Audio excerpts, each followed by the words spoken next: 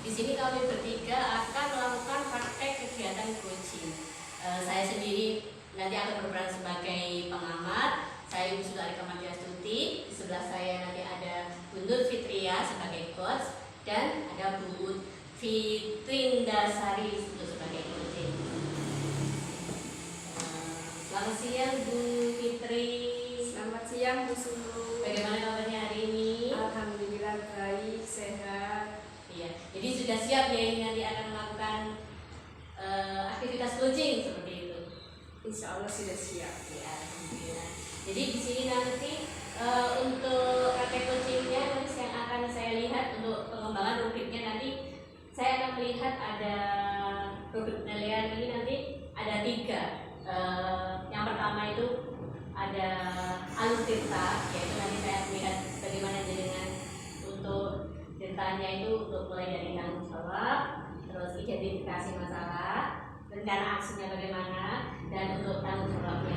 Setelah itu nanti kedua ada 3 kompetensi yang akan dikembangkan Anda sebagai coach, yaitu mulai dari kehadiran penuh, pendengar aktif, mengajukan pertanyaan bobot seperti itu. Nah, yang kita selanjutnya dari ketiga kompetensi itu apa yang jenengan inginkan, yang menginginkan saya untuk observasi lebih daripada kompetensi lain?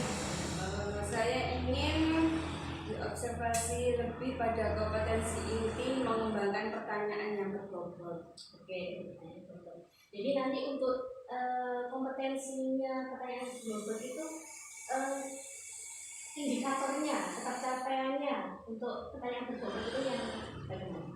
Saya ingin bisa membuat pertanyaan berbobot sehingga solusi dari kegiatan coaching ini nanti bisa muncul dari pihak coaching, bukan dari saya. Karena kebanyakan selama ini kalau saya meng-coaching justru saya yang memberikan solusi, bukan sebaliknya. Oke, jadi untuk kegiatan kali ini hanya untuk kalangan internet kita saja sama fasilitator ya, jadi tidak untuk disebarkan. Jadi nanti dengan melakukan coaching itu relax saja. Jadi semoga untuk kegiatan coaching ini semua kompetensi yang ingin dikembangkan sama Bu Fitri nanti dapat tercapai dan terlaksana dengan baik seperti itu harapannya. Ya, oke, monggo waktu sudah saya sediakan. Ya, terima kasih Bu Sri. Assalamualaikum Bu. Waalaikumsalam Bu Fitri. Bu, hari ini kelihatannya ceria sekali. Iya, alhamdulillah. Ini sangat menyenangkan bagi saya. Kemarin maaf ya Bu, teleponnya belum sempat saya angkat. Ada apa ya Bu? Kok tiba-tiba ingin telepon saya? Iya, jadi begini Bu. Saya ini kan mengikuti program guru penggerak. Dalam program guru penggerak itu, saya mendapat pengetahuan baru mengenai pembelajaran berdiferensiasi. Itu adalah hal baru bagi saya. Jadi saya ingin lebih mengetahui, ingin meningkatkan kompetensi saya, bagaimana supaya nanti itu saya benar-benar bisa melaksanakan pembelajaran berdiferensiasi di sekolah saya. Seperti itu. Lalu apa masalahnya ketika Bu menerapkan pembelajaran berdiferensiasi di sekolahnya Bu? Iya, jadi seperti ini.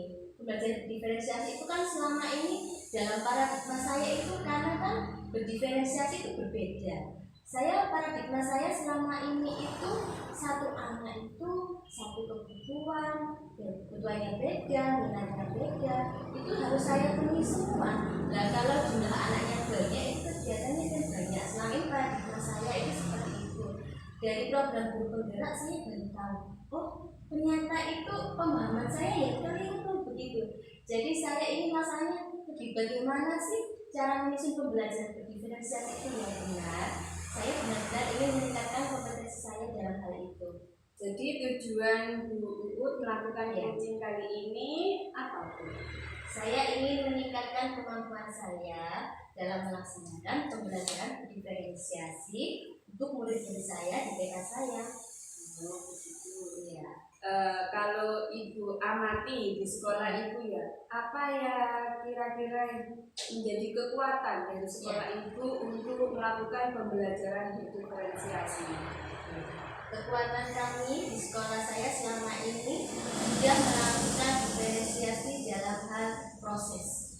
Jadi kita proses kegiatan kita ada kegiatan anak-anak melakukan individu, ada juga kegiatan secara berkelompok.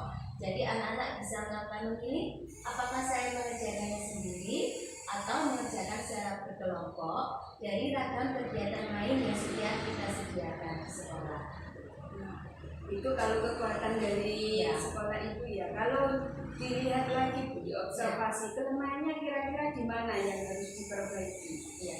Kelemahannya dalam hal segi pemetaan kebutuhan belajar anak. Selama ini kita belum melaksanakan pemetaan kebutuhan dalam hal kesiapan belajar, dalam hal minat, gaya belajar anak. Kita belum melakukan pemetaan secara konsisten. Begitu ya. Lalu kalau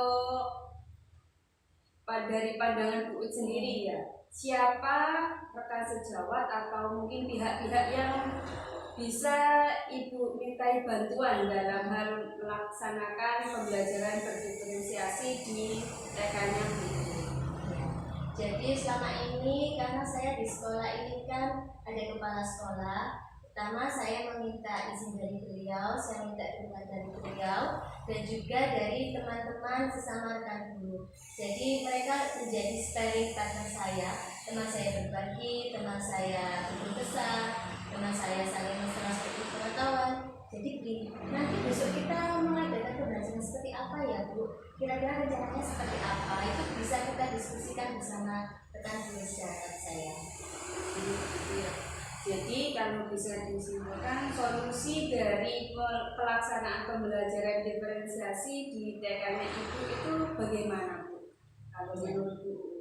Ya, solusinya kita harus benar-benar melakukan diferensiasi. Diferensiasi itu kan ada 3. Selama ini kita lebih sering berproses pada diferensiasi proses.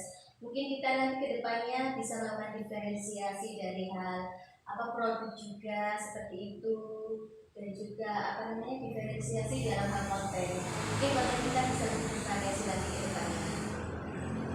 Kalau dari Bu sendiri, Bu ini skala dari sebagai pendidik, skala keberhasilan Ibu dalam melaksanakan pembelajaran diferensiasi itu di angka berapa ya Bu kalau boleh tahu? Oke, kalau dari segi saya sendiri sih dari skalanya ke 7.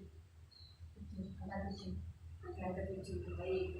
Nah, Ibu ini kan masih sekedar rencana ya Bu ya. Untuk aksinya Ibu ingin melaksanakan pembelajaran diferensiasi ini dimulai kapan Ibu kalau boleh tahu? Ya.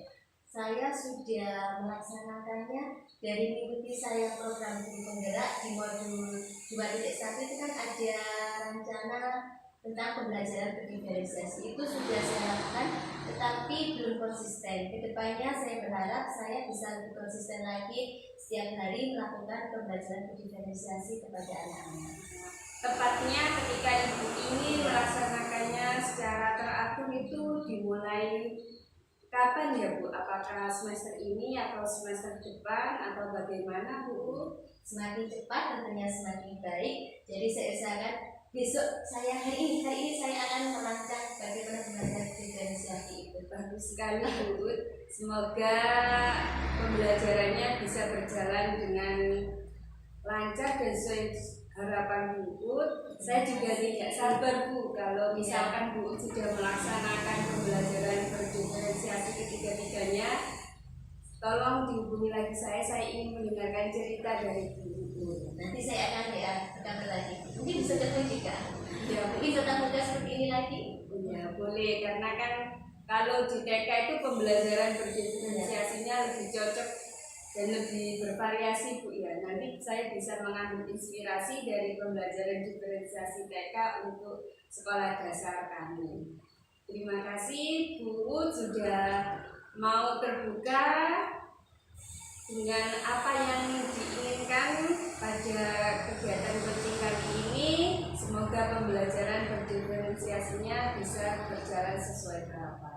Terima kasih juga Bu Fitri karena sudah mengcoaching saya sehingga saya bisa menemukan potensi saya. Terima kasih Bu. Fitri. Sudah Bu. Jadi bagaimana ini rasanya untuk menjadi coach? Bagaimana? Ya, saya masih belajar. Saya juga antusias. Semoga saya bisa menjadi coach yang sesungguhnya. Tadi untuk coach tadi kan yang pengen dikembangkan lebih lagi kan untuk dengan mengajukan pertanyaan berbobot. Kalau ini tadi menurut Bu Fitri sudah merasa mengajukan pertanyaan berbobot belum? Kalau saya pribadi, menurut saya kemungkinan sudah Bu, karena saya tidak memberikan solusi kepada Bu, tapi Bu sendiri yang mencari solusinya. Gitu. Oke, jadi ini saya ada catatan untuk observasinya Bu Fitri. Jadi yang pertama tadi saya mau mengemukakan untuk alur ceritanya mulai dari tujuan, identifikasi, rencana, terus tanggung jawabnya, rencana aksi tanggung jawab itu sudah terlaksana semuanya, sudah bagus saya lihatnya. Terus untuk yang 3 kompetensi mulai dari kehadiran penuh, jadi dengan menyimak baik-baik antara jenengan sama kucing, jenengan terus mendengarkan yang aktif, ada menggunakan pertanyaan yang berbobot yang seperti jenengan uraikan tadi saya sudah lihat semuanya bagus gitu. Terus kan untuk menanyakan pertanyaan berbobot tadi sudah terlaksana gitu. Untuk selanjutnya ini apa yang ingin dikembangkan lagi Saya yang ingin saya kembangkan lagi presence Bu, karena kemarin itu saya ditelepon Bu berkali-kali sering tidak saya jawab, jadi saya merasa kok kehadiran saya itu juga kurang. Jadi ketika rekan sejawat ingin melakukan coaching dengan saya ingin lebih banyak waktu bisa mendengarkan mereka.